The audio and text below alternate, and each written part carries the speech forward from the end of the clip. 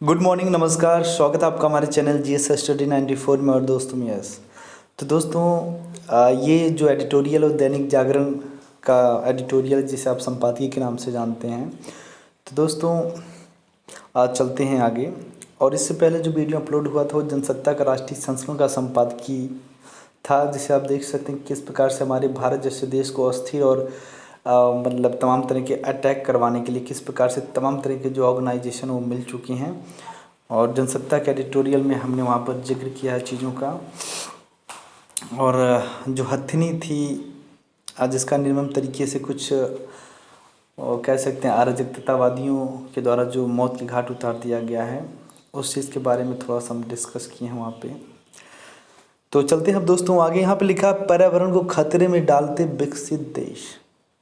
ठीक है, तो एक चीज़ बता दें, जो बड़े बड़े ऑर्गेनाइजेशन हैं, ठीक है, जिनकी जिम्मेदारी उन्हीं विकसित देशों की है कि किस प्रकार से पर्यावरण को स्वच्छ बनाया जाए, किस प्रकार से कारोबार किया जाए, चीज़ों को प्रोड्यूस किया जाए कि कम से कम पर्यावरण प्रदूषण हो। पर दोस्तों आप देख सकते हैं कि किस प्रकार से सबसे ज़्यादा यदि कोई प्रदूषण कर रहा है, कार्बन डाइऑक्साइड का उत्सर्जन कर रहा है, तमाम अन्य कह सकते हैं जहरीली गैसों का उत्सर्जन कर रहा है, वो विकसित राष्ट्र ही हैं। उसके बारे में यहाँ पर देखते हैं।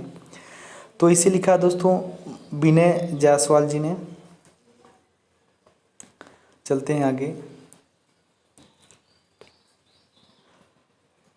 कोरोना वायरस से उपजी कोविड-19 महामारी ने जिस तरह पूरी दुनिया की आर्थिक गतिविधियों के साथ मानवीय और सामाजिक गतिविधियों को प्रभावित करने का काम किया है, वह गंभीर चिंता का विषय है। लेकिन यह संकट यह संदेश भी लेकर आया कि प्रकृति का ज़रूरत से ज़्यादा दोहन कर हम धरती और उस पर आश्रित जीवन से खिलवाड़ कर रहे हैं।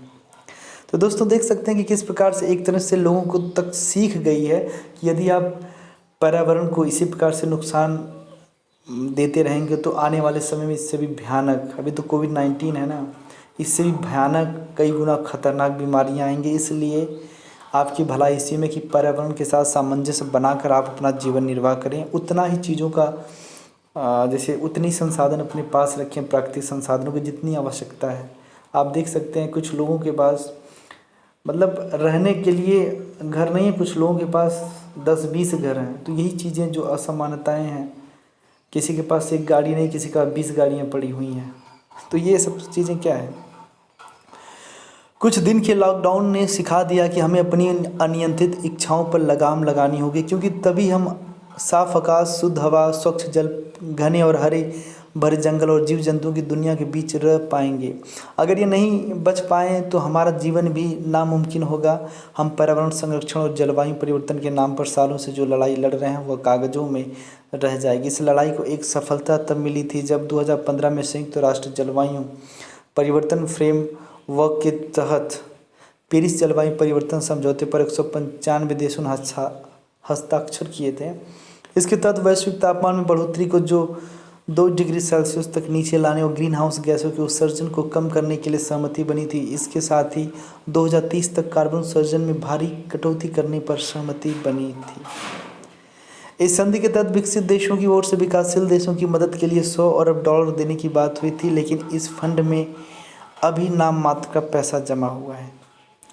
तो एक तरह से जो अंतर्राष्ट्रीय जो संस्थाएं हैं जो पर्यावरण के संरक्षण के लिए तमाम तरह के प्रयास कर रही हैं, काम कर रही हैं, उन संस्थानों से भी किस प्रकार से झूठा बोला जा रहा है और ये सारी चीज़ें सबके सामने सार्वजनिक हो गई हैं।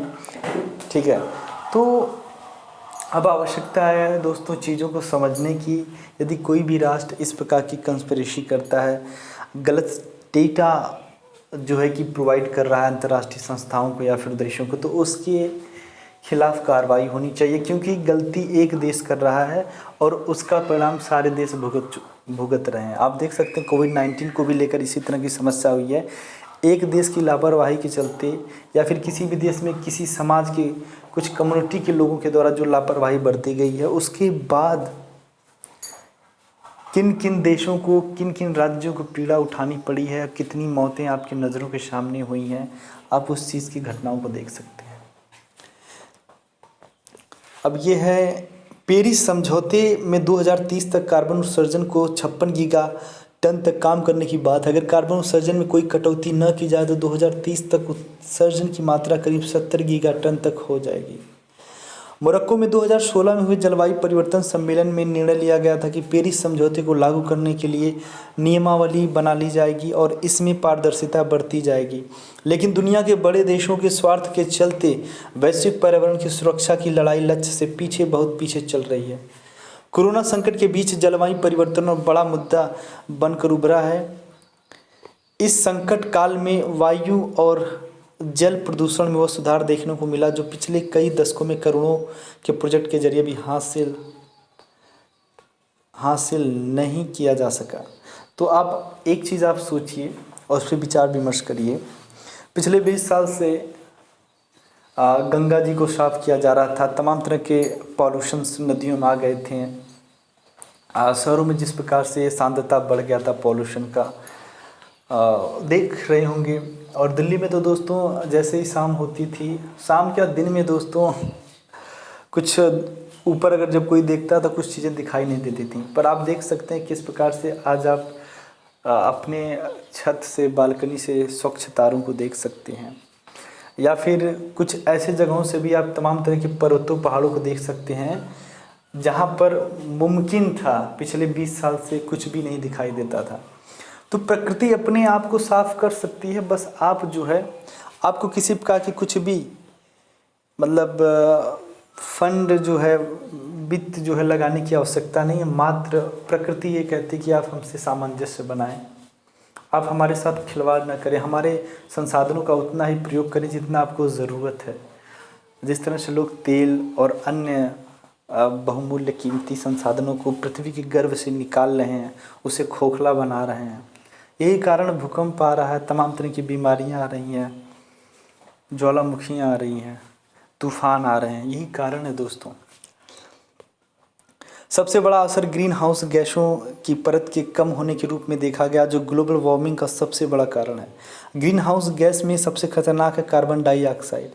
जी हाँ दोस्तों, कार्बन डाइऑक्साइड की मात्रा जैसे जैसे बढ़ेगी उतनी गर्मी यहाँ बढ़ेगी, और एक समय ऐसा आएगा जब यहाँ पे इतनी गर्मी हो जाएगी पूरा वातावरण में आग जलेगा।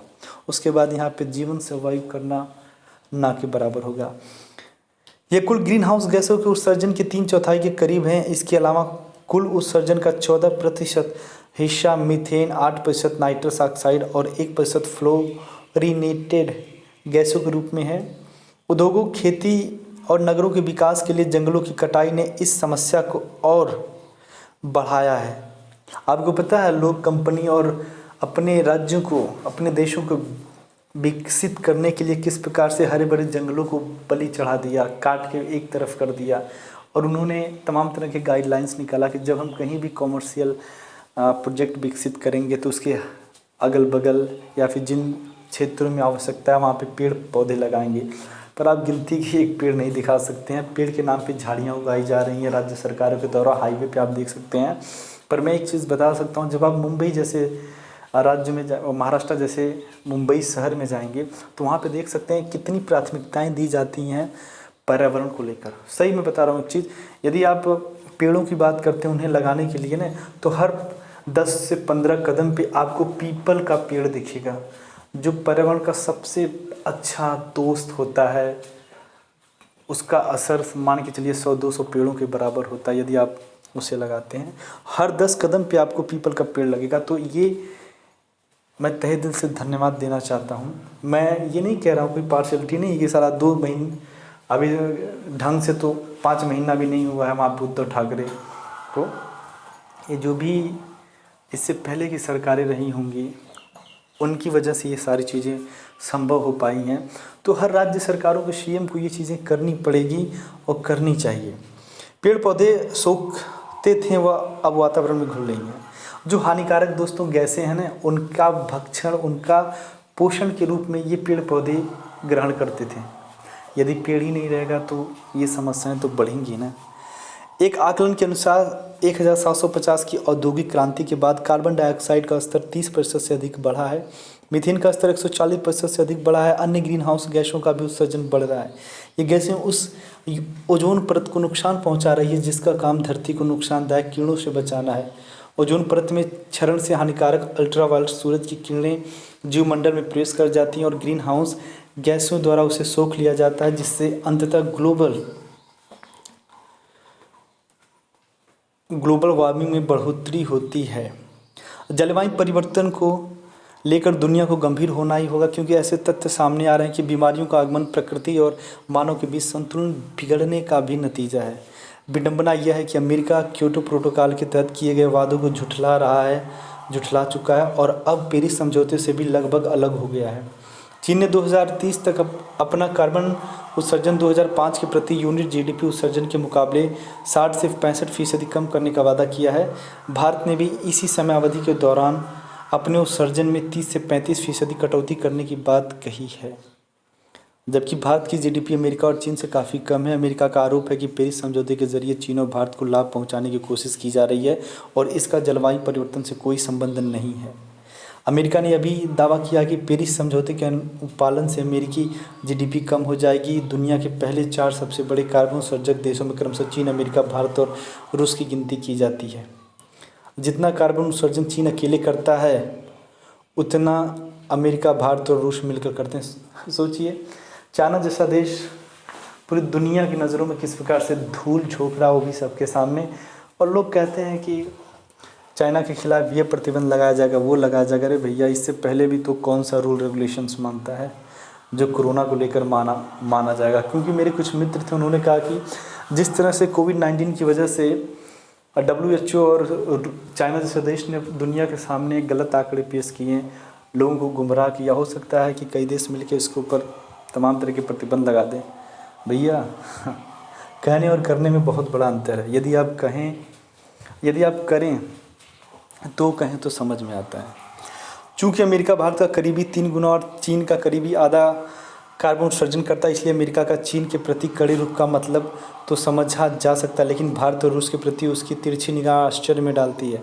विकसित देश जलवायु परिवर्तन के खतरे को टालने के बजाय उसे विकासशील, अल्पविकसित और अविकसित देशों के खिसकाना चाहते हैं। अविकसित देश न केवल प्रकृति के दोहन को जारी रखना चाहते हैं, बल्कि अपने आर्थिक हितों के लिए पर्यावरण के प्रति अपनी जिम्मेदारी से बचे रहना चाहते हैं। पर कोरोना संकट ने उन्हें समझा दिया है कि अनियंत्रित इच्छाओं वाले विकास की सबसे बड़ी कीमत भी उन्हें ही चुकानी पड़ेगी, चूँकि इसका खामियाजा धरती और मानवता को भी भुगतना पड़ेगा। इसलिए यह सही समय है कि हम धरती को और उसके जरिए जीवन बचाने में ईमानदारी से जुट जाएं। तो दोस्तों, देख सकते हैं कि जितने भी विकसित राष्ट्र हैं, जब वहाँ पे संसाधन ही नहीं बचेंगे। दुबई का क्या हाल है? दुबई में आज तेल के मामले में, या फिर कहें कि वहाँ पे जो प्राकृतिक संसाधन था पूरी तरह से ख़त्म हो चुका है। अब वो अन्य चीज़ों पर निर्भर हो चुका है। तमाम तरह के कारोबार वहाँ पे संचालित कर रहा है और उसकी नज़र अन्य दूसरे देशों पे है, उस जगह पे है। चाइना को ले लें, चाइना इसका बेस्ट एग्जांपल है। जब चाइना में लगभग संसाधन खत्म हो गए हैं, तो वो अन्य द्वीप को खरीद रहा है, टापू को खरीद रहा है, अन्य देशों में जाकर वहाँ पे कह सकते हैं पैसा लगा के उनका आर्थिक विकास कर रहा है और उसके बदले वहाँ की भूमि को पट्टे पे ले रहा है, क्योंकि उसका उद्देश्य वही है। तो आज के लिए इतना ही। नमस्कार, धन्यवाद।